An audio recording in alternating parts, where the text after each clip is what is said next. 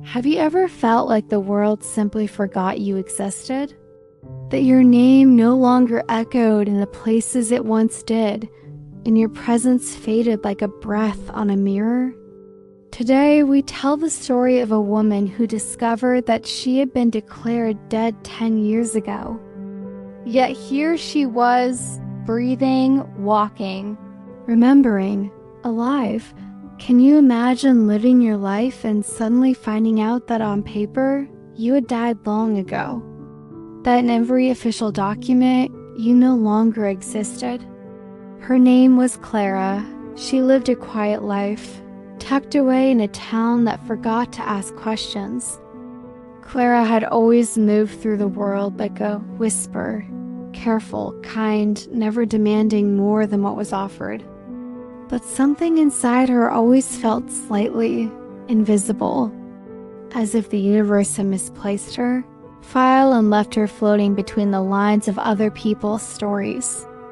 It was a strange sort of loneliness, not loud or sharp, just constant, like music you hear through a wall, never fully reaching you.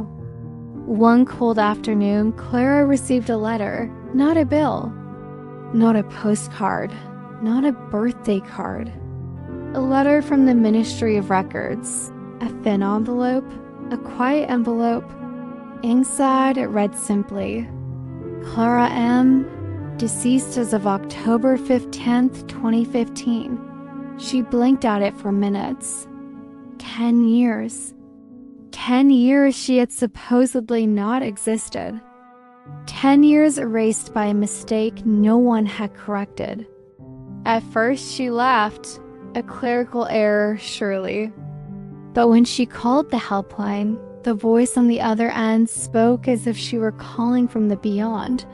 Her name didn't exist. Her ID number returned no results.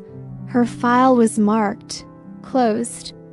Her birth certificate archived with the deceased.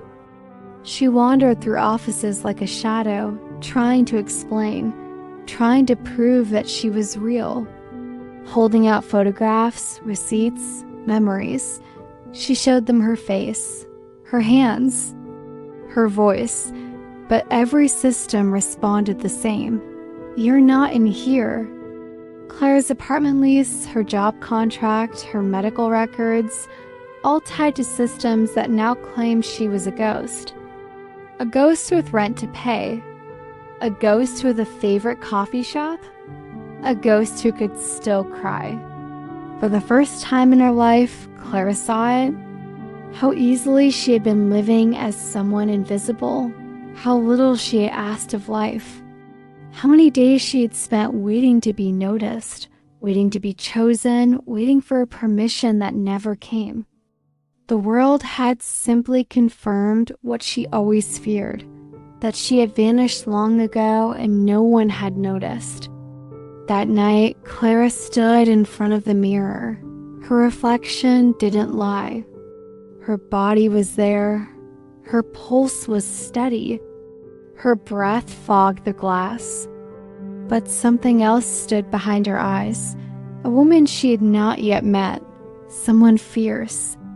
Someone waiting. The next morning, Clara did something she had never done before. She bought a train ticket to a city she'd never been. No return, no plan. Just her, the woman the world forgot to delete properly.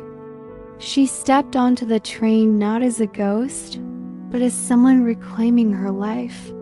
She left behind the version of herself that waited politely in line, that whispered through her days, that asked for nothing. In that new city, no one knew her name. But that no longer mattered, because she did.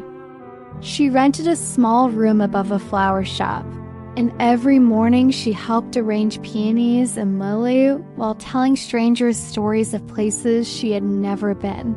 She found herself laughing more, walking differently, wearing colors she never dared. She stopped whispering in rooms. She stopped shrinking in photos. She started dancing when no one asked. She let her voice fill the spaces it had once tiptoed through. And one day, as she watched an old woman buy a single rose with trembling hands, Clara felt the truth rise in her chest like light breaking through stained glass. She had not died. She had never lived. That mistake, that letter, was her beginning. It wasn't a glitch, it was a gift, a second birth, an unintentional invitation to finally arrive in her own life. If you are this woman, if you have spent years waiting to be seen, to be heard, to be claimed by the world, let this story remind you, you do not need a system to say you're real. You do not need papers to prove you matter. You do not need permission to live.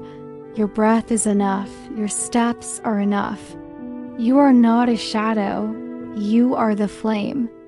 So today, choose something wild. Say yes to the life waiting quietly behind the mirror. Speak louder. Laugh fully. Wear the color you've been saving for later. Because you are not later, you are now. You are not a mistake, you are the miracle. And if this story found you tonight, it's because a part of you is ready to come back to life, to stop haunting the world and start living in it. Maybe Clara's story is your story. Maybe you needed to remember that your existence never needed permission. If this story touched something inside you, please leave a comment below. Let us know you're here. Your voice matters. Your presence matters. And if you feel called to walk with us on more journeys like this, gently like this video, subscribe to our channel, and return when your heart needs a soft place to land. This is my vessel of light, and you are always welcome here.